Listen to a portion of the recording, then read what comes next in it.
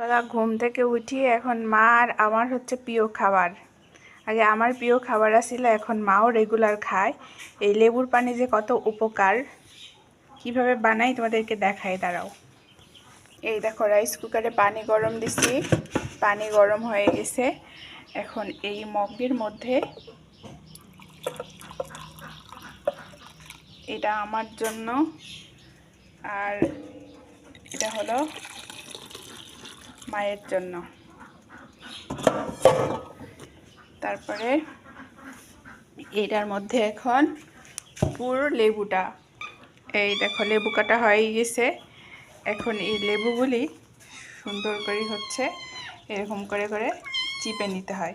চিপে নিয়ে একটু কুসুম কুসুম গরম থাকতেই এই পানিটা খায়। লেবুর মধ্যে দেখো টস টসার রস, শুধু রস আর রস। এই পানিটা শরীরের জন্য অনেক উপকার। সকালে ঘুম থেকে উঠে খালি পেটে